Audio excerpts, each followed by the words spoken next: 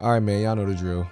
Pistons fans, stay tuned. This is for y'all. Y'all been waiting for this. Hey, before the video starts, I just want to say 97% of y'all are not subscribed. So if you're not subscribed, what are you doing? You're being dumb. Come on, I would really appreciate it if y'all did subscribe. Come on, let's subscribe for real though. I'm being so serious. Please subscribe. You get more videos. I promise. But yeah, first and foremost, I'd like to formally apologize for undermining how good of a team y'all actually are. As of my notes say, y'all are 19-5. Y'all have beat pretty good teams. Y'all beat the Hawks. Y'all beat the Heat. We're gonna talk about that later, but just some very, very quick things about this team, about the Pistons. They have one of the best defenses in the league. Top four defenses in the league at 4. They also have Asari Thompson, who is one person to mention for this defensive masterclass he's been putting on this season. He's one person, but the team as a whole has been very, very good defensively.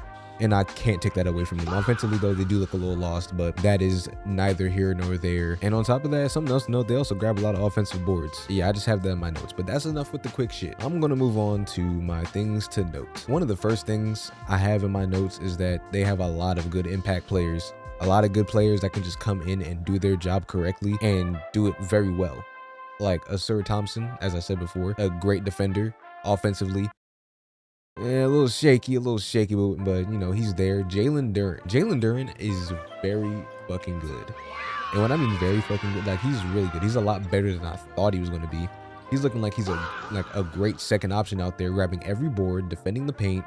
I think it's like only like 6'9", 6'10", and he's doing everything he's doing. Like they got this dude playing center at 6'9", 6'10". Like he's honestly doing his job correctly. Someone who surprised me from this team, who seems to be a good contributor, is Tobias Harris. He is honestly just turned this roster into a little bit of a better roster. I think he averages like 15 points. I'm not gonna lie, I thought his ass was gonna be washed by now, if I'm being so real. Yeah, after the Sixers run, I thought his ass was gonna be like a coach's DMP for the rest of his career. I really could not have guessed that he would turn into a tertiary scorer for the Pistons, like someone who can just get a bucket at will. Yeah, that's enough for them. Yeah, someone who I overlooked this season, or a move that I overlooked in the offseason, was the Pistons picking up Duncan Robinson, the three-point sniper, averaging 12 points on 40% shooting from 3. And he's playing 30 minutes a game.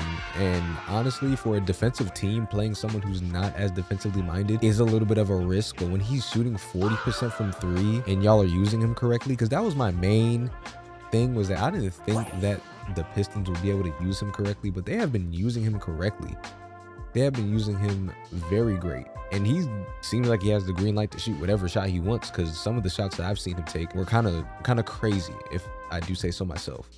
But I'm also not an NBA player, so. And then on top of that, they have other players like Jaden Ivey, Karis LeVert, and just a lot of different pieces and a lot of good like draft picks that just, I don't know, they're very surprising. Like they're playing really good. They're playing a really good style of basketball that I'm enjoying watching right now. And this is coming from the person who gave them slander in that first video. Granted, I was talking about that one game. I went back and I watched some highlights from some Pistons games, and I saw that they're a good team.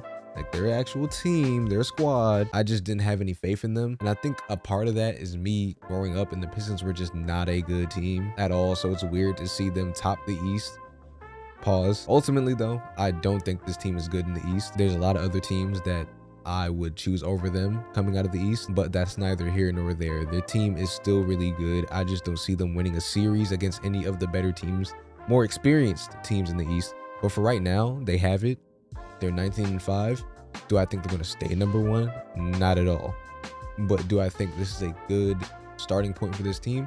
Yes, I do think that. Last thing I do have to mention is, while I was watching some of the highlights, and I understand these are highlights, and you know, they only show the good, and I don't really get to see the bad because I don't get to watch games often, but the ball movement from the Pistons was like immaculate. It seems like everybody can make a good pass, a nice, good, crisp pass to another player, and it's really like everybody gets to touch the ball before we shoot the ball type of gameplay, like Spurs basketball, but not really Spurs basketball, you know what I'm saying? But yeah, I just thought I should note that. All right, now to the moment we have all been waiting for, to the Pistons fans that have been crying in the comments day in and day out, responding to them as I do, having arguments as we do. The Hawks game. Cade Cunningham. I am sorry that I was overly critical over your 40-shot performance on 40 points, whatever it was. Yeah, I was very overcritical about that, just simply because I am a stats guy. And when I see you take 40 shots you best believe you should have at least 60 points. Well, not really 60 points, but you should have like not 40 points. You should have a little bit more, but that's just me. But in the Hawks game, this dude put up 18, 8, and 8. You know, not a great stat line, but if you really ask me, like from what I was watching in the highlights, he was getting double teamed like more often than not. So him having 18, 8, and 8 is, I think, a win for this team, especially since there's other players that can get the job done on the offensive side. I really don't think that Cade having this type of performance is very bad for the team. In fact, I think it's better for the team. And one thing I do have noted is that it seems like Cade wants to be a true point guard half the time, and then the other half of the time he just wants to take every shot. I don't know what that's about.